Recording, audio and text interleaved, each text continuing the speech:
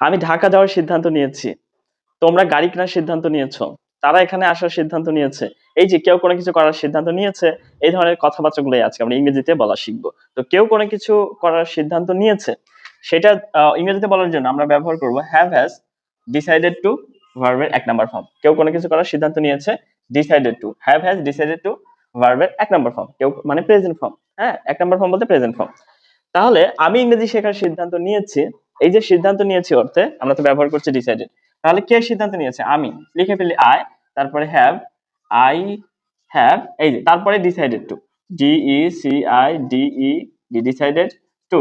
এই যে decided to এর পরে ভার্বের 1 নাম্বার ফর্ম মানে প্রেজেন্ট ফর্ম। এখানে শেখাটা হচ্ছে ভার্ব, এই জন্য আমরা ভার্বের প্রেজেন্ট ফর্ম দিয়ে দিলাম, LEARN, লার্ন। হ্যাঁ, কি শেখার সিদ্ধান্ত নিয়েছে? English, ENGLISH, English. তাহলে আমি ইংরেজি শেখার সিদ্ধান্ত নিয়েছি, I have decided to learn English. এখানে আমরা হ্যাভ ব্যবহার করেছি।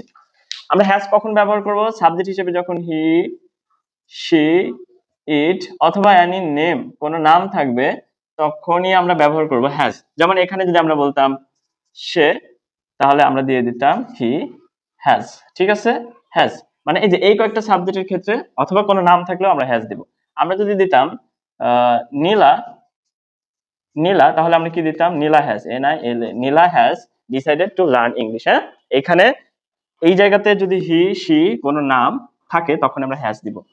আর এই যে এই কয়েকটা থাকলে আমরা হ্যাজ দিব। অন্য ক্ষেত্রে আমরা হ্যাভ ব্যবহার করব।